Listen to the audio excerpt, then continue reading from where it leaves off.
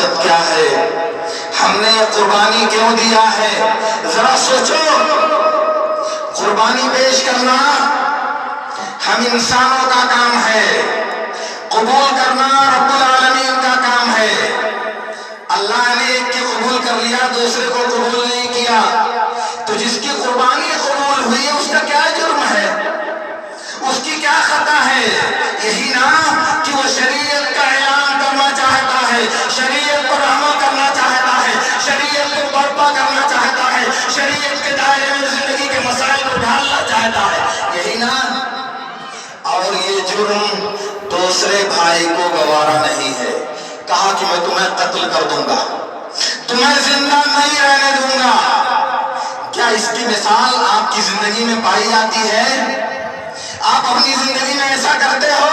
جی ہاں میرے دوستو، سینکڑوں نظیریں میرے معاشرے کی میرے نظروں کے سامنے گردش کر رہی ہیں کہ جب نفس کے مخالف اللہ کا حکم پیش کیا جاتا ہے تو نفس سے ماننے کے لیے تیار نہیں ہوتا، اور بتانے والے کو گھٹیا الزامات سے، جھوٹی تہمتوں سے اور جھوٹی تراشیدہ باتوں سے متہم کرنے کی کوشش کی جاتی ہے، اور جو لوگ حق بات کا، حق کی دعوت کا اثر قبول کرتے ہیں، اس اثر کو باطل کرنے کے لیے قائل کی شخصیت کو مجروح کر کے لوگوں کے سامنے پیش کیا جاتا ہے، تہمت تراشی کی جاتی ہے، اتہام بازی کی جاتی ہے، جھوٹ بولا جاتا ہے۔ کیوں؟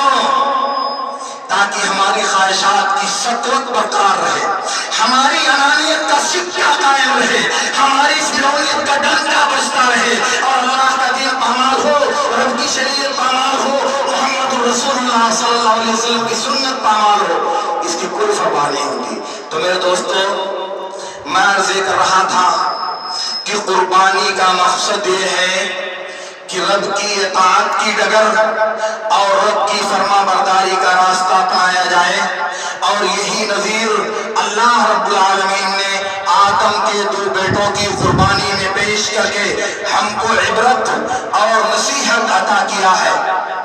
اور یاد کر لیں کہ قربانی ان لوگوں کی قبول ہوتی ہے جو اللہ کے دین کے مطابق، اللہ کے حکم کے مطابق، اللہ کی شریعت کے مطابق قربانی کرنا چاہتے ہیں۔ اللہ نے کہا انما یتقبل اللہ من المتقین، اللہ قربانی، تقوی کا راستہ، اللہ کے ڈر اور اس کی اطاعت کا راستہ اپنانے والوں کی قربانی قبول کرتا ہے۔ اسی لیے میرے رب نے کہا تھا لن ينال الله لحومها ولا دماؤها ولكن يناله التقوى منكم۔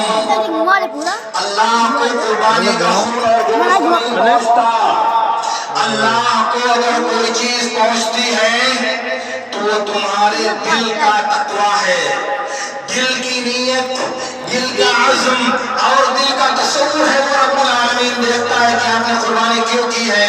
اسی لیے میرے نبی صلی اللہ علیہ وسلم نے کہا تھا، جیسا کہ صحیح مسلم کی روایت میں ہے، ان اللہ لا ينظر الى صوركم واجسادكم ولكن ينظر الى قلوبكم واعمالكم۔ اللہ تعالیٰ تمہاری شکل و صورت اور بدن کو نہیں دیکھتا، آپ بہت گورے اور بہت خوبصورت ہو، آپ کا بدن بہت سڈول ہے، اللہ تعالیٰ اس کو نہیں دیکھتا۔ اللہ تعالیٰ تمہارے دل کو، تمہارے عمل کو دیکھتا ہے۔ دل کو دیکھنے کا مطلب کہ اس میں اخلاص کتنا ہے، عمل کو دیکھنے کا مطلب کہ اس میں نبی کی سنت کی اتباع کتنا پائی جا رہی ہے، یہ اللہ رب العالمین دیکھتا ہے۔ اس لیے میری دوسری بات یہ ہے میرے دوستو، قربانی کرنے سے پہلے، ابھی آپ کٹیں گے قربانی کریں گے، لیکن قربانی کے گلے پہ چھری چلانے سے پہلے آپ اپنے دلوں کو، آپ اپنے ارادوں کو، آپ اپنی نیتوں کو طہارت اور پاکیزگی پر دیجیے، اپنے دلوں میں اخلاص پیدا کیجیے، تاکہ آپ کی قربانیاں رب العالمین کی بارگاہ میں مقبول ہو سکیں۔ اس لیے جب تک آپ دل کی سچائی، ارادے کی پاکیزگی اور نیت کی طہارت اپنے دل میں پیدا نہیں کرتے، تب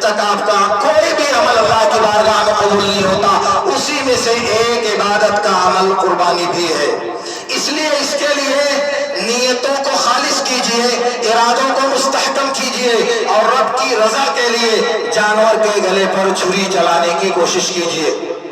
اور پھر اس کے بعد اگر دل میں پاکیزگی ہے تو اللہ کی ذات سے امید ہے کہ اللہ رب العالمین ہماری قربانیوں کو قبول کرے گا۔ اور یاد کر لیں کہ آج کا یہ حکم قربانی کرنے کے لیے اللہ رب العالمین نے ہم انسانوں کو دیا ہے۔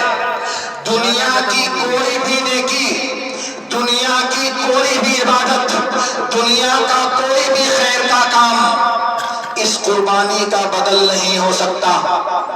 اس لیے پاگل اور دیوانے ہیں وہ لوگ جو لوگ کہتے ہیں کہ قربانی کا پیسہ برباد کرنے کے بجائے قربانی کی قیمت فقیروں اور مسکینوں میں صدقہ کر دی جائے، سماج اور معاشرے کے محتاجوں کے اندر قربانی کی قیمت کو تقسیم کر دیا جائے۔ در حقیقت وہ دیوانے، مجذوب اور پاگل پن کے شکار لوگ ہیں۔ انہیں معلوم نہیں کہ رب نے قربانی کا یہ حکم کیوں دیا تھا۔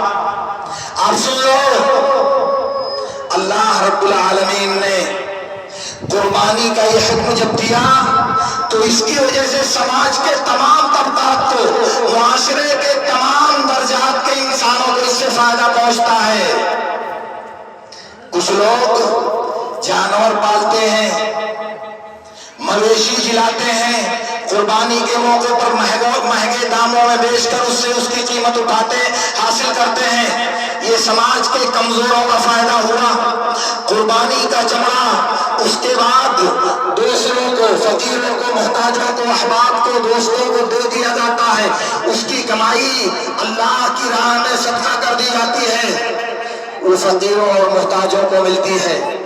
اور پھر اس کے بعد جن مسکینوں کو سال میں کبھی بھی گوشت کھانے کی توفیق نہیں ملتی، اللہ تعالیٰ کے فضل سے اس دن میں ان کے گھروں میں قربانی کا اتنا گوشت پہنچ جاتا ہے پڑوس اور گاؤں کے انسانوں سے کہ ایک سے زیادہ دن اس کے کھانے کا اہتمام کرتے ہیں۔ اور پھر اسی کے ساتھ قربانی اسلام کا ایک شعار، اسلام کی ایک شناخت اور اسلام کا ایک مینار ہے جس کا بدل کوئی دوسری عبادت نہیں ہو سکتی۔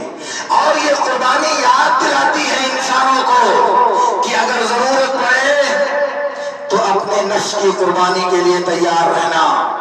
یہ قربانی یاد دلاتی ہے ہم بوڑھے اور بھٹکے ہوئے انسانوں کو، اگر ضرورت پڑے تو رب کے دین اور اس کی شریعت کے لیے اپنے گلے پر چھری پھیرنے کے لیے عزم مصمم کر کے رکھنا۔ یہ قربانی ہمیں یاد دلاتی ہے۔ اس لیے اللہ رب العالمین سے میری دعا ہے کہ اللہ رب العالمین ہمیں ان باتوں کو سمجھنے اور ان پر عمل کرنے کی توفیق عطا فرمائے۔ وآخر دعوانا ان الحمد للہ رب العالمین۔ اقول لكم ما تسمعون واستغفر الله لي ولكم۔